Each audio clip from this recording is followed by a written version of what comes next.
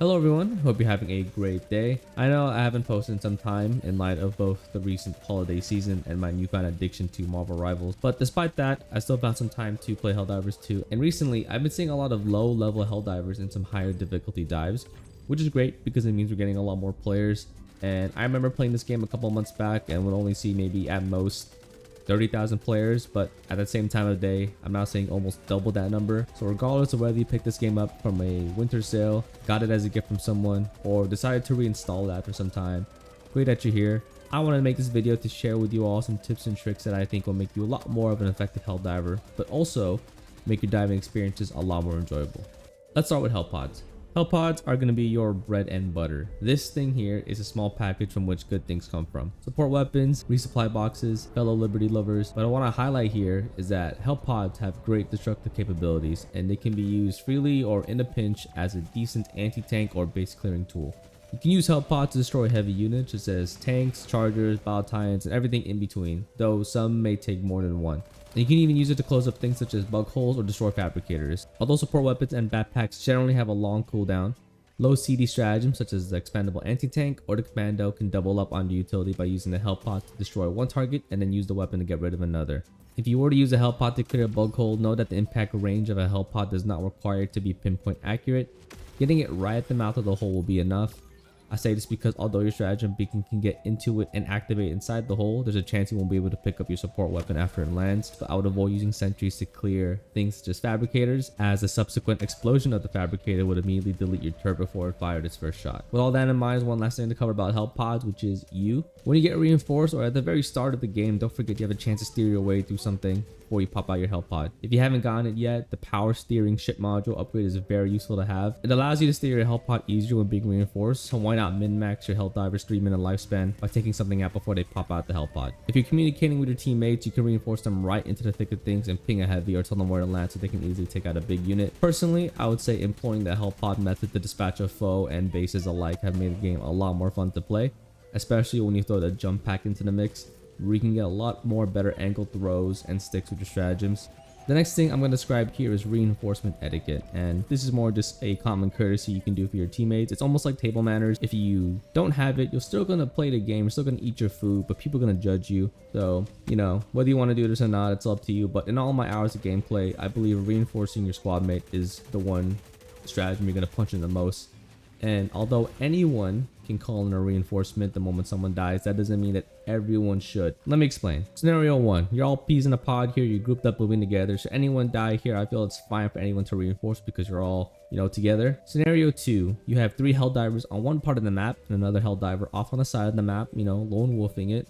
If that solo Helldiver dies, then it's fine for any of the remaining 3 Helldivers to reinforce that person. Now for scenario 3, your team is split off into teams of 2. One team on this side, one team on the other. Let's say this Helldiver dies. They tripped on a rock and died to impact or something. Very commonplace in this world, unfortunately. Although all Helldivers will have the option to reinforce them, the best person to reinforce this person is this Helldiver. 2 main reasons why. One is stratagem cooldowns. Imagine if you were the Helldiver who just died. You started the game with something like a machine gun and a guard dog, 2 things that with fairly long cooldowns. Now imagine getting reinforced on the opposite side of the map without having your key stratagems. Your combat effectiveness is pretty minimal now until your stuff comes back off cooldown. And the main reason number 2 is that the diver who was next to you is now alone. Most of the time when people in this setup dies, it's because this group is in the middle of a fight. So reinforcing this guy's battle buddy all the way over here now leaves him alone. Greatly increases the chance that he too will perish and he needs to be reinforced, because there's nowhere else to go. And if that happens, now you have 2 teammates who have all their gear all the way back here. And I hope you can see the argument I'm making here. With all this in mind, let's double back to scenario 2. Let's say it's a 3-1 setup. If someone in this group dies, the solo players should not be reinforcing them. Because now, yes, they would have someone, like a battle buddy, but that person won't have their gear now. And they're probably just harboring great resentment towards you. Next thing I want to cover here is stamina and movement. And let's say this does happen to you. Let's say you get reinforced all the way across on the other end of the map. And now you gotta make the long trek just to pick up your stuff. Movement to me is the lifeblood of this game. Any game, really. You're probably gonna be living a lot longer the more you move around. But to move effectively, you're gonna need stamina. And exerting your Helldiver physically, whether they're running, diving, crouch sliding, or even jump packing, will consume your stamina. I could talk about the enhancement booster, armor types, or environmental modifiers. But the thing that I want to talk about here is just regen. And you regenerate stamina based on the stance that you have. So the fastest you regen stamina is while you're prone. followed by crouching, then standing. Although it seems like a marginally small time save, it has helped me a lot from getting away from a group of enemies such as hunters and sprinting my way to a stem box or a resupply pod that I desperately needed. I do have a video talking a lot more about movement in general, but for this video I just feel like the stamina regen thing is the key thing I want to impart here as a tip. Next thing I want to talk about here is rotations and destruction. Using the world around you definitely has an advantage and adds a fun layer of gameplay that I really enjoy in games. Chain link fences can be removed with pretty much all explosives, and this creates neat rotations to escape from all sorts of melee type enemies such as bugs and berserkers. These fences on super earth settlements take a little bit more to break, but you can also knock these down to create rotations as well. Super earth buildings and those large cargo containers can also be destroyed, but they will need something very strong like a Hellpod for that. Although they can be used for cover, they also create a lot more lines of sight if they're removed. I like to use this for HMG emplacements or anti-tank emplacements, and especially on bug planets where you don't want bugs to have more cover, so you take these down so you have greater visibility of where enemies will be coming from. Next tip here is going to be about meleeing, and should you ever find yourself face to face with an enemy, depending on who it is, you're more likely to do one thing or the other, but the option I see people opt for the least is meleeing. Now, when I originally played the game, I didn't find much value in the melee option other than just bullying scavengers. But at this point, I think the melee feature is actually very good, and I find a lot of value out of it against bugs because of the stagger it inflicts. Against other factions, you don't really have many units you can stagger with a melee or employ it to much effectiveness, but against bugs, if timed right, you can do things like stop a hunter's pounce attack before they make contact with you and damage you. For brood commanders and alpha commanders, they enter this rage state. If you decapitate them, they go straight for you, but you can push them back with a melee and they'll bleed out without much issue. And these two examples here at this moment are probably the two most closest thing to a parry we have in this game. You can also melee units and knock them back if you're in a tight quarters, so you can create openings for yourself to get out. You don't need to use the dedicated melee weapon for this either. The buttstock of your gun and the default melee swing is plenty, and should meleeing improve, which I hope it does, maybe it can open up more options for close quarter combat situations. Next thing I'll talk about here is a fun one, friendly fire. Now, friendly fire is not a good thing, but it can be a good thing. Back to some visuals. Let's say you're in this scenario, which if you're like me with a jump pack who leaps first before thinking, you're going to run into this a lot. And there's many threats here as you can see, but to mitigate the likelihood you could turn to ground beef, you can use enemies as cover. And mindful positioning is the way you're going to take advantage of friendly fire. Because if I move right here, you can now turn this 1v4 into a 1v1 by moving in front of the Hulk and having their back turned to the rest of the enemies. Not only will you be facing the Hulk, but all the fire coming from these guys will now be hitting the Hulk's back. Similarly, you can use a Baltine's Puke to kill other Baltines, chargers, and basic enemies. You can also use cannon turrets, tanks, and Factor Strider cannons to blow up fabricators as well as each other. And with the Rocket Strider rockets that definitely hit like a truck, you can also use this a lot to just kill other Devastators or maybe even a Hulk at sometimes. Next thing I want to talk about here is Stratagem Delivery, and if you played this game for quite a while, you've already probably known how stratagems are delivered, but having played with a bunch of new players, especially on Super Helldive, my cluster bomb PTSD is coming back. So as a quick refresher to you all, every unique Eagle stratagem has a certain flight path for delivering their payloads. I won't explain them all in depth, but here's just a quick info sheet about it. If you know these flight paths, you can better work around your teammates' Eagles as well as the ones you throw. Quick example, if I was standing next to a beacon and read Eagle strafing run next to it, knowing that this Eagle fall is a very narrow and straight run, I can better position myself rather than just evacuating the area blindly. For orbital strikes, the general rule of thumb is that the further you are from the center of the map, the steeper the angle in which it comes in on. If you're at the very center of the map, orbital precision strikes will go straight down. If you're on the far edge of the map and call it in, you'll notice that it approaches at a very steep angle. Next thing I'll talk about here is extraction. Normally, people like to call extract whenever everyone is at the extract spot, completely done and ready to go. Nothing wrong with that, but I don't see much issue with calling Pelican 1 a little earlier. Calling Pelican 1 doesn't mean you need to board it right away.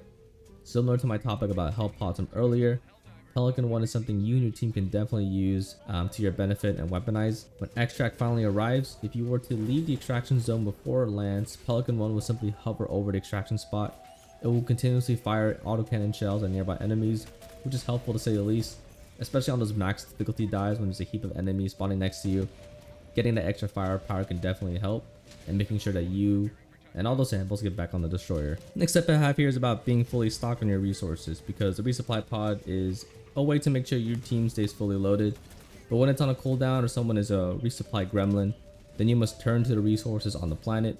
When navigating the map, you'll find a lot of POIs such as storage containers, down planes, bunkers, Even if you're not getting those sought after super credits, there's still a lot of value in just visiting these places with the abundance of resources such as grenades, stims, and ammo packs. Although the map generation in this game is random, these points of interest tend to have the same stuff given the layout of it. For example, bunkers will almost always have ammo packs, sometimes grenades, sometimes stims. Storage containers in this layout will pretty much have everything and a lot of it.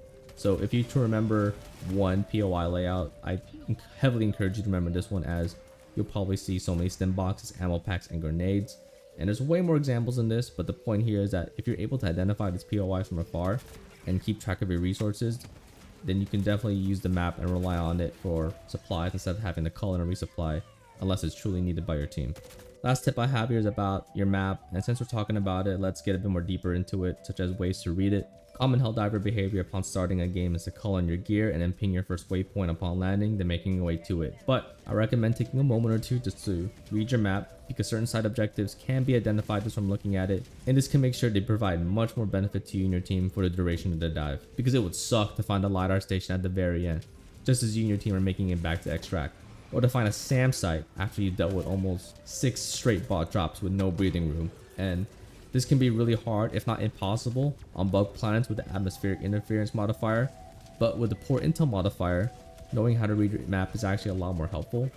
This helps with identifying mission objectives such as where the ICBM silo is, or the location to call in the drill for the geological survey.